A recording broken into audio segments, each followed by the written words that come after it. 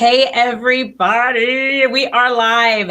I am super excited. Today, we are actually going to be starting a new kind of a series here at the Sterling Insurance Group where we are going to be talking to local businesses, highlighting local businesses to where we can go ahead and maybe ask some questions that you guys want to be able to know, some of the most common questions that we hear. And so that way we can bring a little extra value. You know, we're all about the value, right? Well, today, I actually roped in a very good friend of mine to be able to be one of our first Facebook Live people, and I absolutely love her to death. And this is Danielle Woods. Danielle, hi, how are you? Good. How are y'all doing? Good, good. Now, Danielle, you are with Chandler Roofing and Restoration. Tell me a little bit about Chandler. Well, Chandler Roofing and Restoration is based out of Dallas-Fort Worth. They've been in business for over 10 years. I've been with them for almost 6, so I'm going to say they're probably closer to the 15-year mark rather than the 10 because I just say 10 and it's like, wait, I've already been here almost 6 years, so it has to be longer than that. Right. So they do, not only do we do roofing, we also do remodeling, anything that has to do interior, exterior, fencing, things of that nature. So we kind of like a one-stop shop, I guess you could say, where we can pretty much handle anything that you throw at us. So. All right. Well, I'm sure you get thrown quite a few things. So, Yes. And I know that whenever you're working with roofing, and restoration type projects, you guys probably see quite a bit. So you guys probably have a pretty decent network of people that you guys can work with as far as contractors and or people that are specifically on your team. Do you guys have options? Like if you run into something you've never seen before, or maybe you want a specialist with or whatever, do you guys have options for that as well? Oh yeah, we have subcontractors that have been with us for years and years and years. We have some of our guys have done more commercial rather than residential, and we do both. We do both residential and commercial. And really, if there's something that there's really not anything that we can't handle. Foundation work we don't do, but we know people that that do the foundation stuff, and then we just send it to them. So as far as that goes. We typically, we like to have people call us to come out and do a free inspection for them, every 3 to 5 years, because with the Texas heat, you just don't know what you're going to get. All the little seals around your chimney and things like that. You really want to have those checked, whether you think you have damage or not. Even just to have those resealed every couple of years is a good idea. That is a really good point. I guess that's something I really hadn't thought of, especially because I know that we do have a lot of the intense heat and we're just kind of coming out of that. Today, it's actually really nice out, but we typically, even this time of year, are running extreme heat in the state of Texas. So do you guys see very often that affects the sealants around the areas of a roof or of a home? Yes. Yeah, that, and if people don't have enough of the we call them whirly birds or little vents up on top of the roof, it can cause thermal blistering to happen. And thermal blistering can also look as though it damaged it just like a hailstorm would, but it causes that shingle to break down to where it's just not as effective, and it can cause leaking inside. So you want to be checking interiorly to see if, is that a word, interiorly? Interiorly. Well, we're going to look at a word, Danielle. You and me. You want to be checking to see if you have like water spots inside. If you have water spots inside, you either have a roof leak, or you could possibly have an AC leak if your AC is located upstairs. Your drip pan could be overflowing, things like that. But you want to have it checked regardless, and we can let you know, hey, it's not the roof. Looks like your AC pan is overflowing. You need to call out an AC guy. Right. And then, but we're honest that way and let you know that yes, you have enough damage to go ahead and get in contact with your insurance company and file a claim, or maybe you can hold off for a little while and not have that done. Good point. Good point. So what are typically, just so that I can know, what are typically the signs that somebody does? And I know you said be able to have somebody out to look at your roof every few years because there's so many different elements, but what are typically some of the signs that people need to look for to know that they need to make sure that they reach on out and connect directly with with a roofing company to make sure their roof is still in good condition? Well, part of the problem is the roof is up and you're on the ground. I'm So low. actually, And I am really low. You know me. I'm only like 5'3". So, there's not a whole lot for me to be able to get up there and be able to look at. so unless you want to get up on a ladder and really look, but really, No. no, please don't get on the ladder. No, right. It's free. You don't have to, you just call us. We'll do it.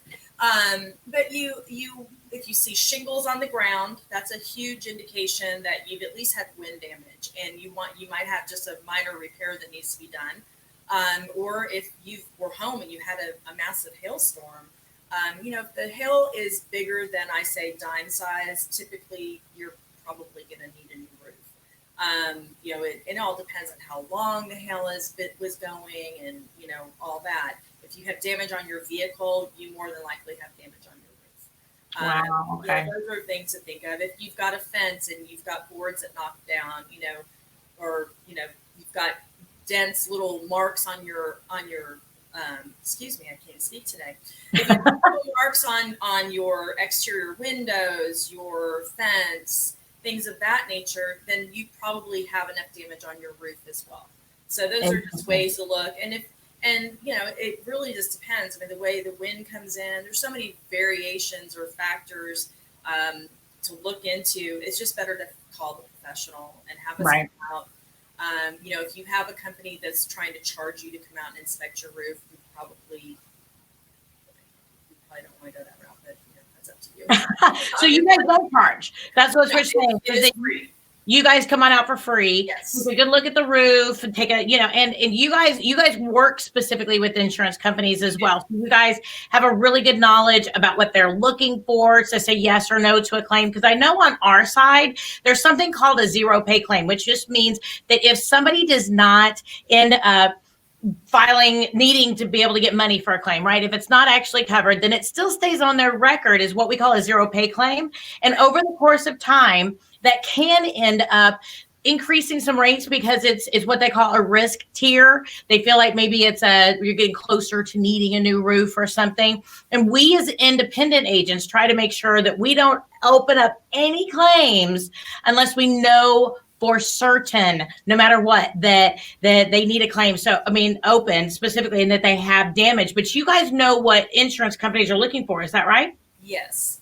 And each company has a little variation of, how many hits per square and things of that nature. We're not insurance agents by any means. We don't, we can't tell you what coverages you have or anything like that. But typically we know based off of what insurance company you're dealing with on the amount of hail hits they require per what we call a square. So that's like a section of your roof. There has to be so many hits in that section.